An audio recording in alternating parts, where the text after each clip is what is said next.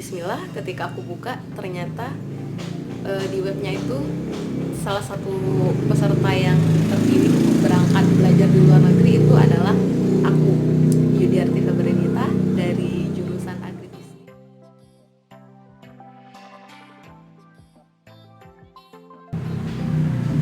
Assalamualaikum warahmatullahi wabarakatuh.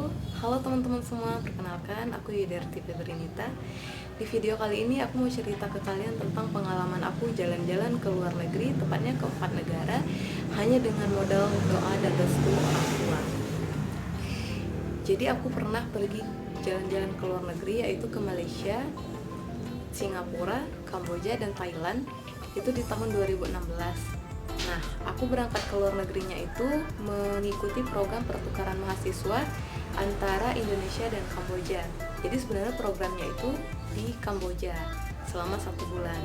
Tapi karena kita nggak setiap saat bisa ke luar negeri, saya dan 3 orang teman saya lainnya yang juga lulus di program ini memutuskan untuk menjelajahi negara-negara yang berdekatan dengan Kamboja. Jadi kita berangkat dari Indonesia ke Malaysia dan kita transit di Malaysia selama 3 hari. Kemudian kita baru lanjut ke Kamboja dan menjalankan program pertukaran mahasiswa di sana kurang lebih selama 1 bulan. Setelahnya kita lewat jalur darat dari Kamboja ke Thailand, dan di Thailand juga kita menyempatkan diri untuk transit selama 3 hari. Jadi kita juga menjelajahi kota Bangkok selama 3 hari.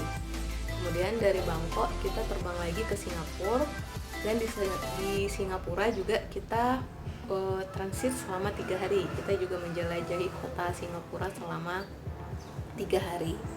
Lalu kita nyebrang dengan kapal feri dari Singapura ke Batam. Dan di Batam juga kita menyempatkan diri untuk berkeliling-keliling selama 3 hari. Jadi setelah dari Batam baru kita pulang lagi ke Bengkulu. Nah, kenapa aku bisa lulus program itu? Ini yang paling penting, poin penting yang ingin aku ceritakan di dalam video ini. Jadi pada tahun 2016 itu, sebelum daftar, aku nelpon orang tua aku minta doa restu mereka, dan aku berikan gambaran baik buruknya tentang program ini. Sebenarnya tidak ada buruknya sih, semua insya Allah baik, karena di program ini juga kita sama-sama belajar, sama seperti di Indonesia. Di sana juga kita tetap belajar. Setelah memahami alasan-alasan kenapa aku ingin mengikuti program ini, alhamdulillah orang tua aku merestui, kemudian mereka juga mendukung dan mendoakan. Lalu aku mulai upload berkas. Itu adalah langkah yang pertama. Nah, setiap tahapan-tahapan dari seleksi, setiap menghadapi tahapan tersebut, aku nelpon orang tua aku. Jadi setelah upload berkas, menjelang pengumuman seleksi administrasi yang lulus ke tahapan selanjutnya, yaitu tahapan wawancara, aku juga menelpon orang tua aku, meminta doa untuk diberikan yang terbaik. Dan ketika dibuka, alhamdulillah tahapan 1 lulus. Jadi aku bisa melaju ke tahapan selanjutnya, yaitu tahapan wawancara. Menjelang wawancara, sebelum masuk ke ruangan interview, aku juga menyempatkan diri untuk menelpon orang tua aku dan meminta doa dari mereka untuk diberikan kelancaran dan kemudahan. Dan alhamdulillah aku bisa menghadapi proses interview itu dengan tenang. Dan menjelang pengumuman akhir, 4 orang yang terpilih di dalam program itu, aku juga kembali menelpon orang tua aku, dan bismillah, ketika aku buka ternyata di webnya itu salah satu peserta yang terpilih untuk berangkat belajar di luar negeri itu adalah aku, Yudiarti Febrenita dari jurusan Agribisnis, Fakultas Pertanian, angkatan 2013. Nah, itu adalah salah satu bukti nyata ketika aku melakukan sesuatu itu, aku benar-benar memahamkan orang tua aku tentang program itu, dan juga aku meminta doa mereka dan keriduan mereka. Sebelumnya aku juga pernah sih coba daftar program ini di tahun 2015, tapi gagal karena orang tua aku itu takut ketika anaknya akan pergi ke luar negeri, karena menurut mereka luar negeri itu sangat jauh dan juga mereka tidak bisa mengontrol keadaan aku. Jadi mereka takut keselamatan aku terancam, kemudian takut di sana terbunuh nantinya atau dilecehkan atau banyak hal-hal buruk lainnya. Nah, di tahun 2015 itu aku daftar pertukaran mahasiswanya itu karena ikut-ikutan temen dong, banyak temen yang ikut, jadi aku juga mau ikut.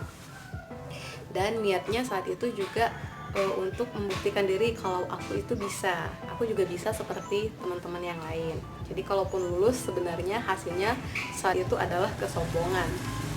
Dan juga orang tua aku memang benar-benar tidak ridho, tidak ikhlas, karena mereka takut, banyak sekali ketakutan-ketakutan yang ada di pikiran mereka. Dan ternyata di tahapan pertama saja aku sudah tidak lulus.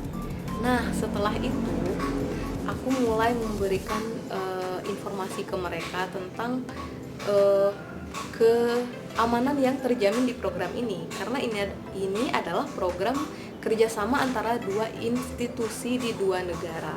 Otomatis keselamatan para pemuda ataupun mahasiswa yang ikut itu pasti sangat terjamin. Lalu syukurnya juga pada saat 2014 kalau tidak salah, 2 tahun sebelum aku berangkat, itu ada senior aku di satu organisasi yang ternyata desanya itu atau asalnya itu satu daerah sama daerah bapakku.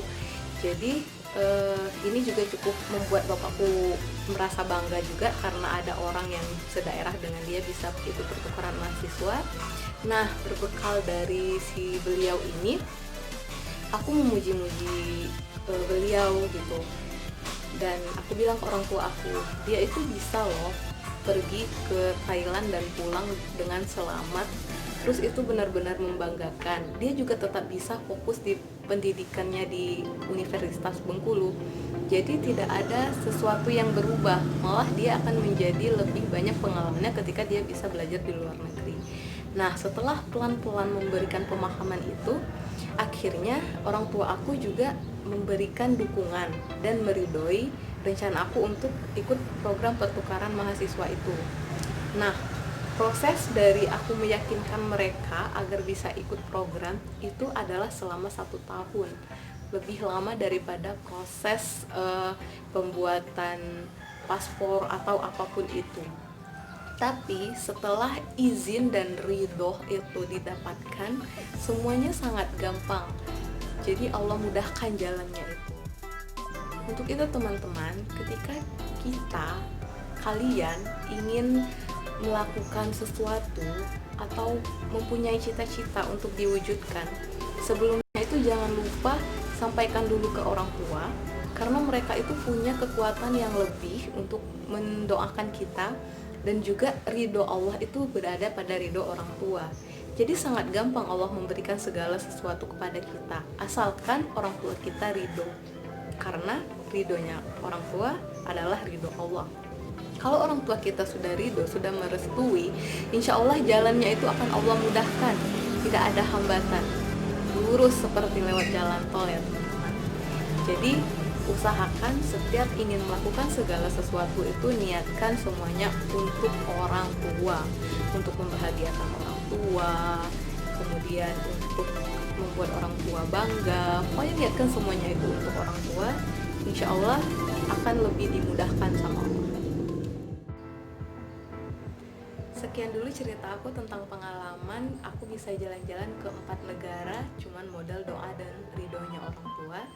Jangan lupa subscribe channel ini biar kalian bisa update dengan pengalaman-pengalaman keajaiban dan dahsyatnya doa serta ridho orang tua. Dan juga like dan komen video ini biar aku tahu kalau video ini bermanfaat untuk kalian.